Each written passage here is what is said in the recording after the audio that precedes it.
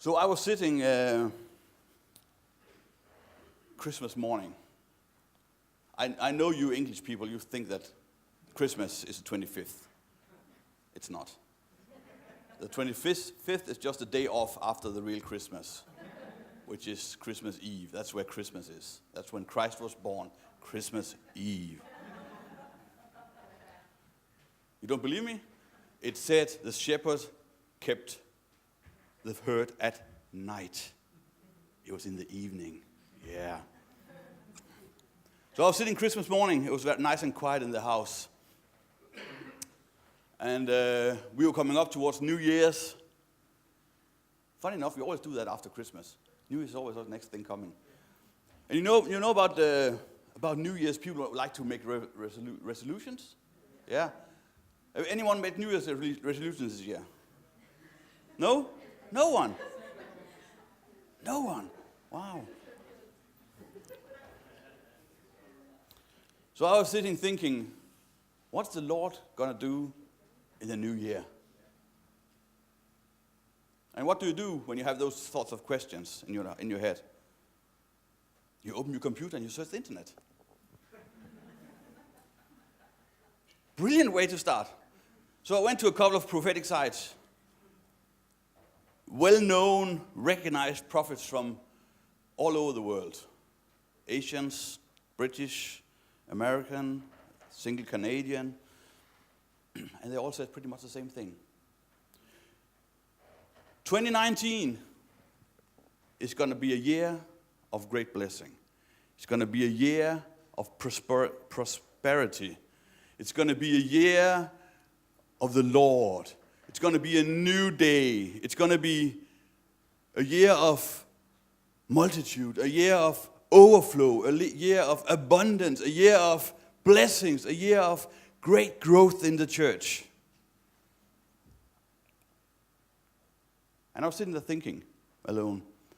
I said, what did God say about 2018? He said, it's going to be a year of blessing. It's going to be a year of growth. It's going to be a year of abundance. It's going to be a year of stretching the tents out and growing the churches. So what did God say about 2017? It's going to be a year of blessing. It's going to be a year of abundance. It's going to be a year of enough on all shelves. It's going to be a year of growing the churches. It's going to be a blessed year. And funny enough, he said the same about 16 and 15 and 14. And I was sitting there thinking, that's not the reality I see. That's not what's around me, not in Denmark. I travel quite a lot now. England, Wales, Norway, Faroe Islands, Eastern Europe, Central Europe. That's not what I see. I think, God, what is this? What's wrong with this picture? What is this? And God led me to Joshua. The book of Joshua, the first chapter. You're going to read from verse 7.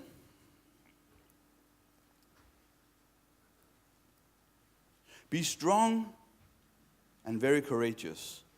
Be careful to obey the laws my servant Moses gave you. Do not turn from it to the right or to the left, that you may be successful wherever you go. Keep this book of the law always on your lips. Meditate on it day and night, so that you may be careful to do everything written in it. Then you will be prosperous and successful. Have I not commanded you? Be strong and courageous. Do not be afraid. Do not be discouraged. For the Lord your God will be with you wherever you go.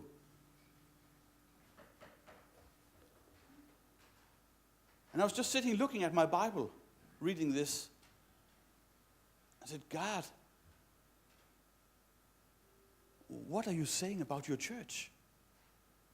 What are you saying about us as Christians? What is this?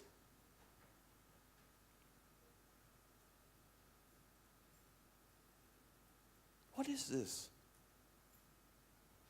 So I did what I should have done in the first place. I asked God what he wanted to do in 2019 or 2019. It's always a good place to start. Go to the source instead of to the middleman. Works better. So I asked God, what do you want in 2019? What is your message to 2019? And he said, Karsten, preach freedom to the captives.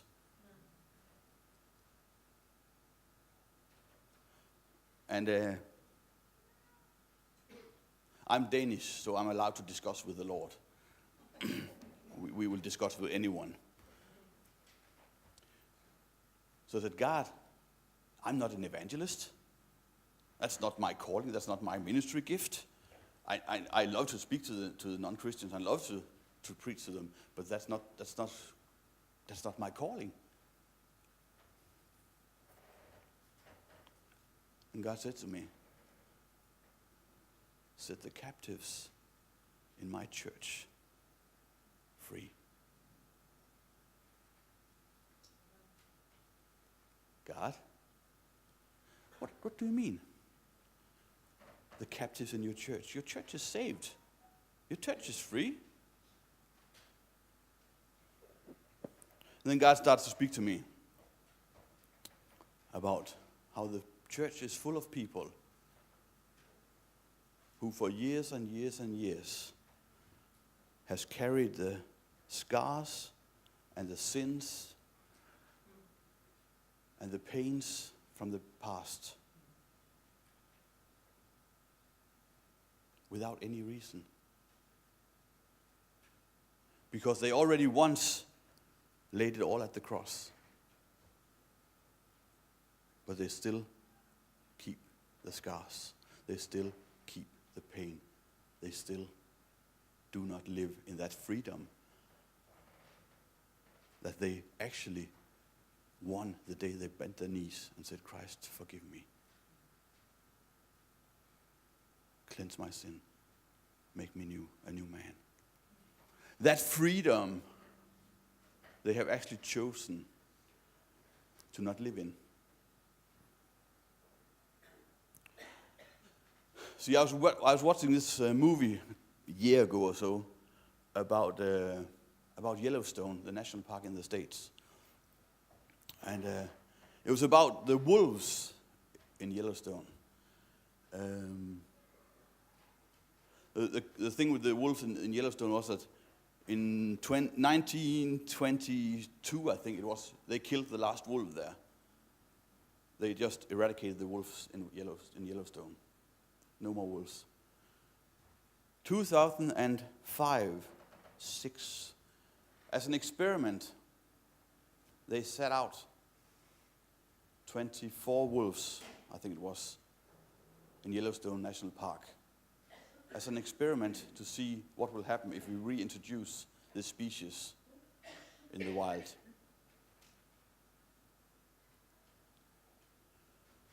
They did not expect the outcome of that experiment. Within 10 years, the whole structure and nature of Yellowstone changed. Beginning with trees starting to grow. That makes no sense. How can trees grow just because you set out wolves?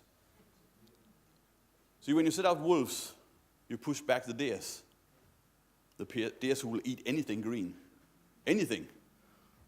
They would have cut the whole park down to a bare minimum of green. So the trees started to grow, bringing back new bugs, new flying bugs, new birds coming in because now there was food for them. Soon the trees would also start to make the soil so firm that it would actually push the rivers into their old roots because they had taken away the wolves and the deers had cut down the whole park to nothing, the streams would just run right through it because there was nothing to keep the dirt in place. There was no root to hold on to the land. So within just 10, 12 years, you actually changed the whole structure of that park just by setting out wolves again. I was sitting thinking about this. What happens in our life when we change what should be natural? I'm not asking you to set out wolves in your life again. It's a bad idea. It's a really bad idea. For human beings, wolf is not the chosen partner. But what happens in your life when you remove what should be natural? What happens in your life when you remove the freedom that you did win at the cross?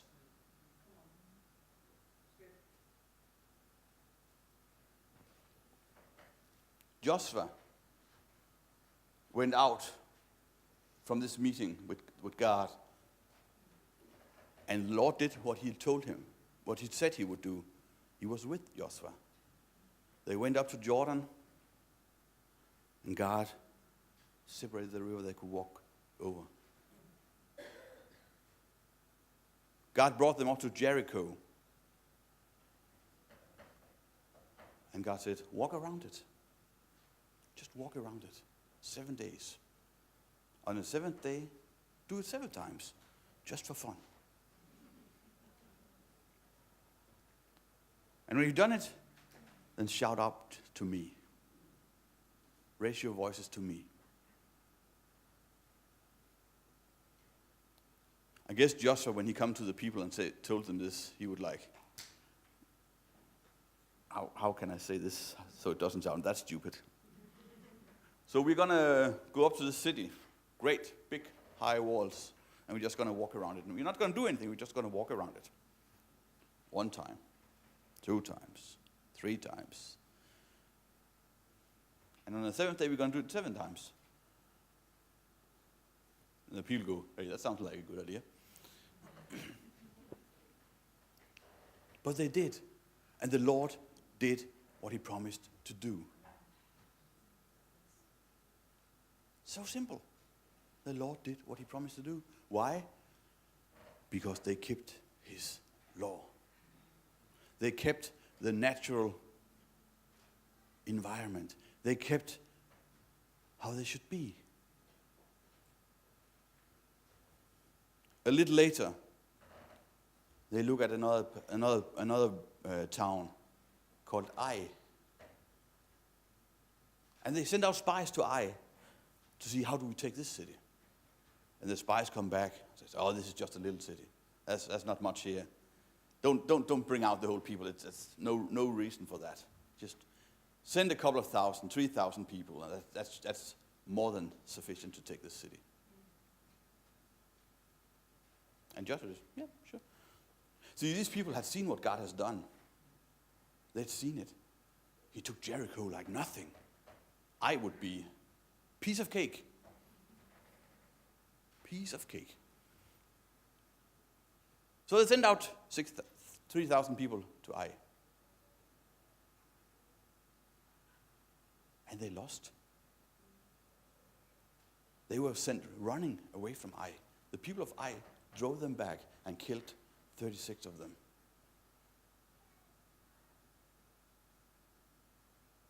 But God, you it's only 7 chapters ago you promised that you would be with me whatever I did. You promised that like you were with Moses, you would be with me.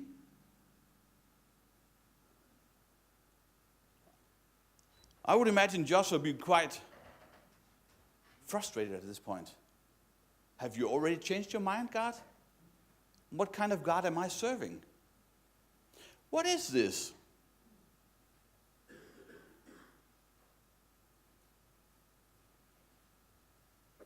And then God points them towards Achan, who stole.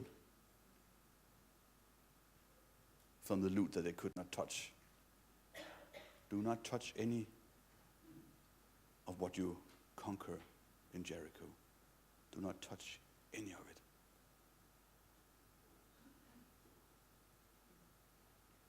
See, Achan changed the natural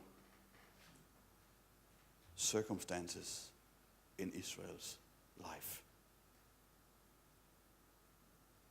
Just as I change the natural circumstances in my life if I choose not to do what he says, to live the life he tells me to.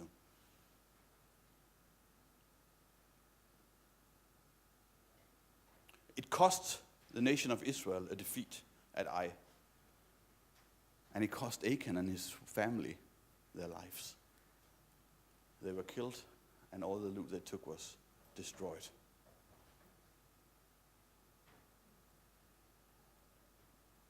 But God, what is this? What is this?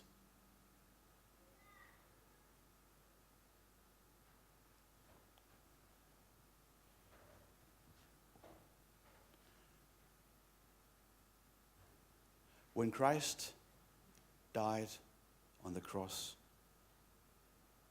he did not die just because that was a good thing to do. He died so that he could reach back all the way to Adam, all the way to the sin of Adam and Eve, and all the way forward, past you and me, past the things that I still know that I have done, that you still know that you have done, and you still don't feel worthy of serving God, worthy of his forgiveness.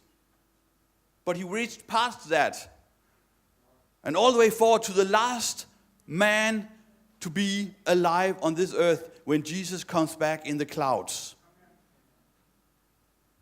And he pulled it all together in one moment at the cross when he shouted out, "If you feel like it, it's finished." If you will accept it, it's finished. If you have nothing else to complain about, it is finished. If it does not hurt your feelings, it's finished. No. He shouted, "It is finished. It's done. It's gone." That means you are free. You are free. You are free. You are free. Dom, you are free. Nick, you are free. Klaus, you are free. You are free. It is finished. There is nothing you can do to change that. There is nothing you can do to change God's mind. There is nothing you can do to prolong your own suffering, except keep on lingering to what once was. And that, my friend, is a waste of life. That, my friend, is a waste of your time. That, my friend, is a waste of your good cheers. You should be happy. You should be free. You should be as crazy as Marlin dancing around up here.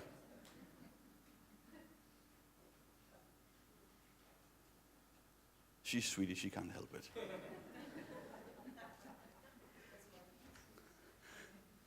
You're free, Eric. You're free. You're free.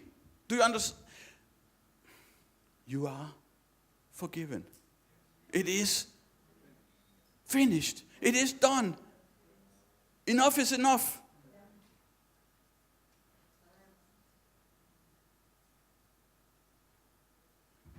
Had the human beings in Yellowstone not changed the natural habitat of that park by eradicating the wolves, there would have been much more rich life there now. Had we not changed the natural habitat of North Africa, Sahara wouldn't be as big as it is right now. Had we not changed the natural habitat of our forests in South America, we wouldn't have had some of the climate problems we're having right now. Had you not changed the natural state that you are free, you wouldn't see the pains you're seeing in your life right now. You wouldn't have to carry the burdens that you're carrying right now. Why? Because it's done. It's done. You're free. You're free.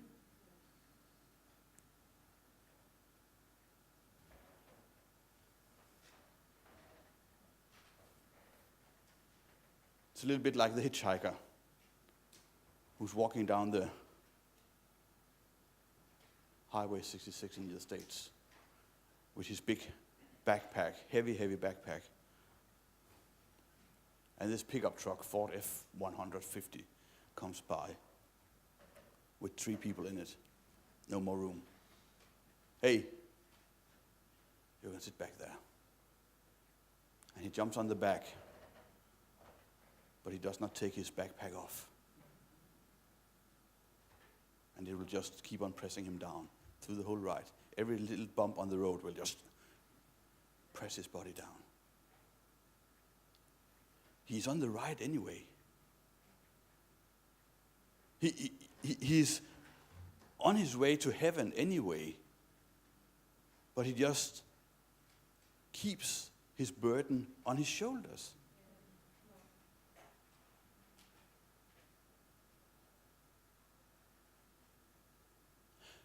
See, I don't believe that the prophets are wrong when they prophesy that 2019 is going to be a year of great blessing, a year of prosperity, a year of stretching out the tents, a year of the church growing. I don't think they're wrong. But we need to change back to the natural environment that we should live in. We need to change our inner man back to the freedom that we are called to. We need to bring back His law on our hearts and on our minds, night and day. Building our lives on what is right. Building our life on the Word.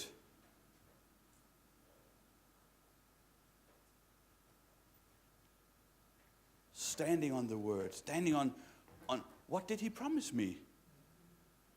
Yeah, He promised me this and this and this and this, but never happened. And you just left it. It is time to revive the old prophecies that you have had. It's time to look back at them and say, hey, God, you promised me. What happens between back then and now? God, forgive me. I want you. I want to restore the freedom. I want to restore what I had that one day when I got saved. You know this passion that newborn Christians have. They want to change the world. I want to change the whole world, and they can do it. Give me a chance and I should change the world. Until some grown-up Christian comes along and says, yeah, it's okay. In a year or so, you'll be like the rest of us. In a year or so, you will be like me. Boring. Still, orderly. Not all that shouting and running around. What is the natural state of a Christian? What is the natural place to be as a Christian? if I as a Christian know what Christ has done for me, if I know what it meant when he shouted out on the cross, it is finished. If I know what I am in him, if I know what I can do in him, then I find it very hard to become a boring Christian who just attends church Sunday morning for 2 hours and then walk back to my house for my coffee and the afternoon football match or rugby match or cricket if you're extremely boring. Sorry about that. I have never understood cricket. Never. I went to a match. I was on a mission trip to India some years ago. And I went to the pastors and the bishop of that church. They invited me. The bishop was the cat, the throw, something. I don't even know what they're called. They invited us out to the match, and we were a good Christian team. So yeah, of course we will go and join you. And we were sitting for 6 hours watching cricket. I had a hard time keeping my team together. They were crawling all over the place.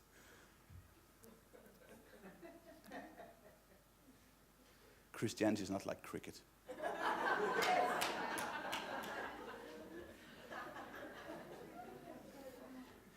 It's more like a handball match. Something happens all the time, or an ice hockey match with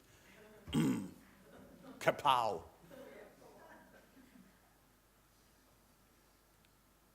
That was a sidetrack, sorry. You are called to be free. The sins of your past that you have carried for 10, 20, 30, 40, some of you even 50 years, and keep on lingering on them, they are gone. It is finished. And it is time for you to realize that you are free. You are free. You are free. You are free. Free.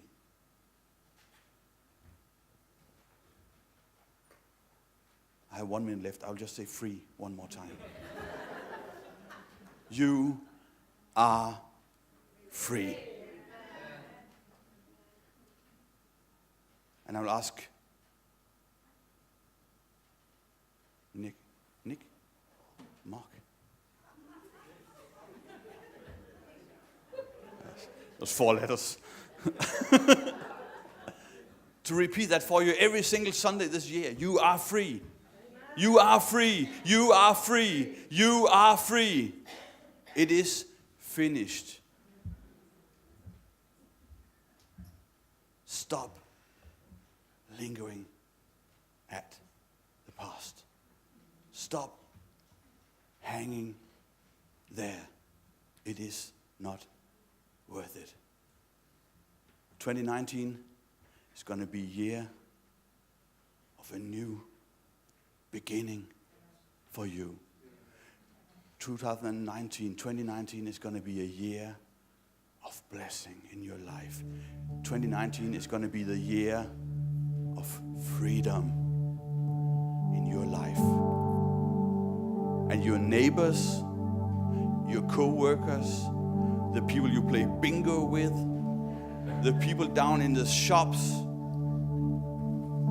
are going to notice a change. Because the wolves are back in Yellowstone. Freedom is back in your life. And it is going to change the way you see life. It's going to change the way you behave among people. It's going to change the way you speak to people.